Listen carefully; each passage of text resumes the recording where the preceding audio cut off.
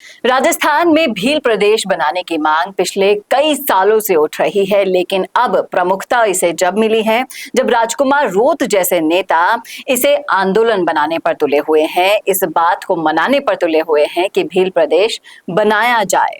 अब राजस्थान में भील प्रदेश बनाना जरूरत है या फिर बनना चाहिए ही या नहीं बनना चाहिए, सब कुछ आपको डिटेल में डिस्कस करके बताने वाले हैं इस विश्लेषण में आपको, इसलिए जुड़े रहेगा आखिर तक हमारे साथ। नमस्कार, मैं हूं चेतना शर्मा। आप देखना शुरू कर चुके हैं संवाद भारत का भारत के लिए, और इस मुद्दे पर बातचीत करने के लिए मेरे साथ मौजूद हैं हमारे editor in chief Varun Bhansali जी।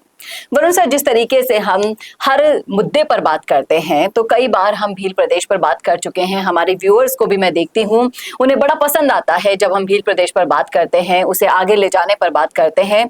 बहुत से ऐसे आदिवासी हैं जो चाहते हैं कि उनका एक अलग से प्रदेश बन जाए। तो आपको क्या लगता है कि ये जरूरी है या फिर जरूरत है राजस्थान की भील प्रदेश बनना?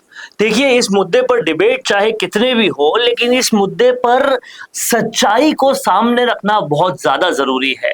और जब बात होती है कि भील प्रदेश जरूरी है या जरूरत है, तो मैं कहूंगा कि भील प्रदेश जरूरत है। और ये जरूरत किस लिए है, ये इस वीडियो के माध्यम से हम पूरी तरह से समझाना चाहते हैं। देखिए, अगर एक कक्षा है, एक क्लास है जिसमें आपने बहुत सारे छात्र रख रखे हैं और आपने वादा कर रखा है कि हर छात्र का विकास ठीक ढंग से करेंगे, फिर भी जान पूछकर जब भी आप कोई नई बात, बड़ी बात या कोई फायदा देने वाली बात समझाते बताते हैं, तो कक्षा में से एक वर्ग को बाहर कर देते हैं। ठीक ऐसा ही भेदभाव इन तमाम सारे आदिवासियों भाइयों के साथ हो रहा है। जो स्कीमें आती है, जो बजट आता है, जो पैसा आता है, जो सरकार काम करती है, उनमें से इस वर्ग को हमेशा अनदेखा कर दिया जाता है, नजरअंदाज कर दिया जाता है। और राजस्थान आज की डेट में सबसे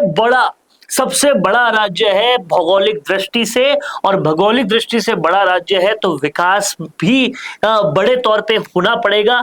और ऐसे में अगर एक वर्ग, एक इलाका, एक क्षेत्र, एक तरीके के लोग लगातार एक के बाद एक नजरअंदाज होते रहे, एक बार नहीं, दो बार नहीं, हर बार नजरअंदाज होते रहे, तो फिर वो लोग शासन पर से, प्रशासन पर से पूरी तरह से अपना बिल्कुल भरोसा खो बैठेंगे और खो बैठ चुके हैं। इसीलिए ये तमाम सारे लोग आज की मांग नहीं कर रही है, ये सालों से हुई जो नजरअंदाजगी है उसके बाद ये मांग कर रहे हैं कि भाई हम है तो भारत देश का हिस्सा, रहेंगे तो भारत देश का हिस्सा ही, लेकिन हमें एक अलग प्रदेश बना दो।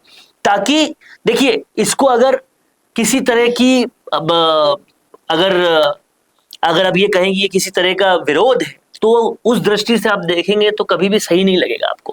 पर अब ये समझिए जरूरत के हिसाब से ये क्यों जरूरी है, क्योंकि बहुत बड़ा राज्य हो चुका है राजस्थान, और उस राजस्थान राज्य में भेदभाव एक पर्टिकुलर क्षेत्र, एक पर्टिकुलर समाज, एक पर्टिकुलर लोगों के साथ हो रहा है।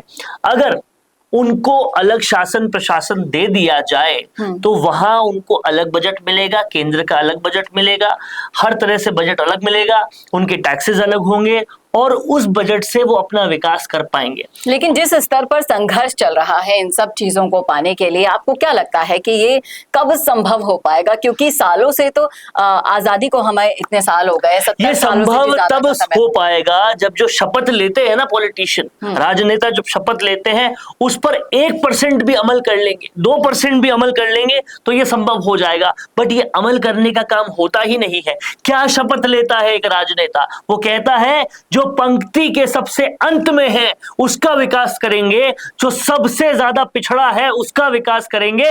अगर इस शपथ पर 1% का भी अमल होता है तो आज राजस्थान के विकास की सबसे आखिरी पंक्ति में खड़ा है मेरा वो आदिवासी भाई जो बसता है वागड़ में, जो बसता है बांसवाड़ा में, जो बसता है डूंगरपुर में, और जो पूरी तरह से इंतजार कर रहा है, अपनी मुंह की ठुड्डी पर इस तरह से हाथ लगाकर इंतजार ही करता रहता है कि कभी तो ये विकास मेरे पास भी आएगा, कभी तो मेरा दरवाजा भी खटखटाएगा। लेकिन सालों साल 10 नहीं, 20 नहीं, 40 नहीं, 50 नहीं, कितने सालों से ये इंतजार नहीं चलता जा रहा है।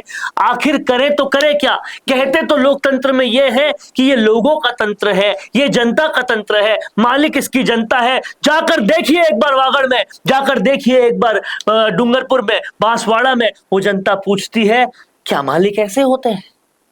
क्या इस पूरे लोकतंत्र के ओनर्स ऐसे होते हैं? जी, जिनकी बात कभी सुनी नहीं जाती, जिनको कभी भी तवज्जो दी ही नहीं जाती, जिनका जिनके सिर्फ इस्तेमाल किया जाता है और जिनको हमेशा तब याद किया जाता है जब आपको वोट चाहिए होते हैं। विकास के नाम पर उन्हें कभी याद तक नहीं किया जाता। मैं आपको पंक्ति के बता रहा आखिर हूं, में तो कह रहे हैं, लेकिन मैं कहूंगी कि उन्हें याद तक नहीं किया मैं जाता। आपको बता रहा हूं कि ये जितने भी दुख दर्द वाले गाने, शायरियां आप सुनते हैं, जिसमें कई महिलाएं कहती है कि हमारे साथ बेवफाई हुई, कई पुरुष कहते हैं हमारे साथ बेवफाई हुई।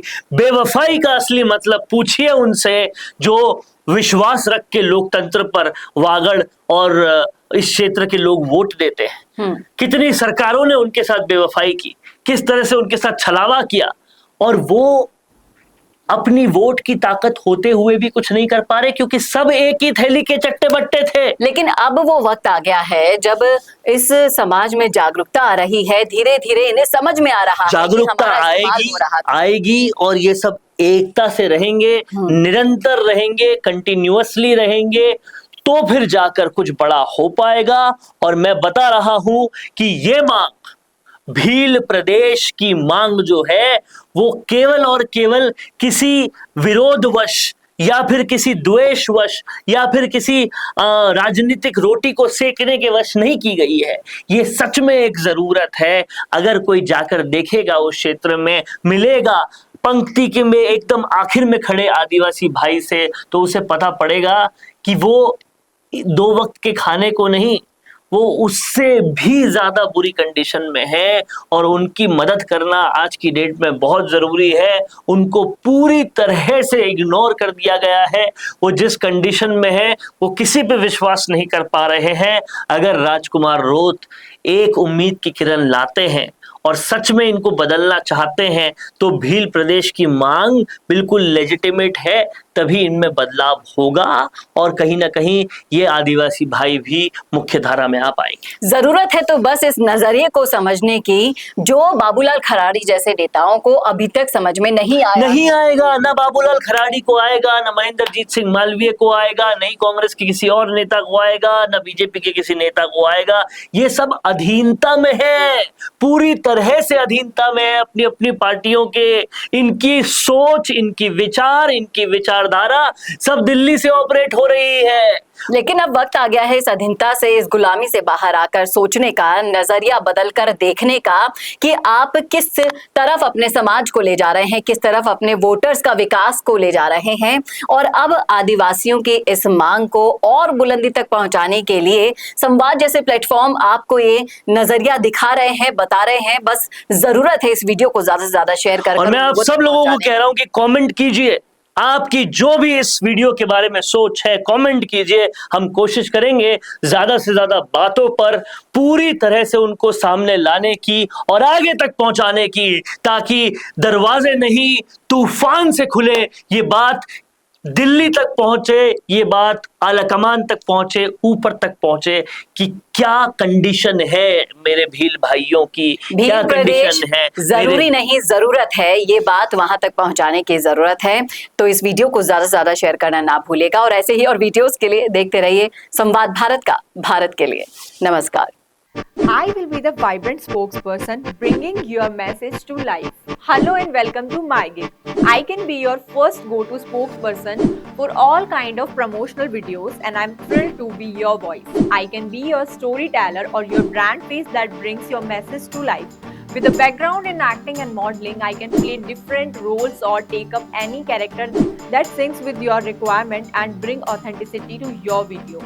From script writing to shooting in a natural background or on green screen, from premium edits to timely delivery, I'm here to help you out in everything. My video characters can connect with your audience and instantly to convey your messages effectively. and to leave a lasting impression.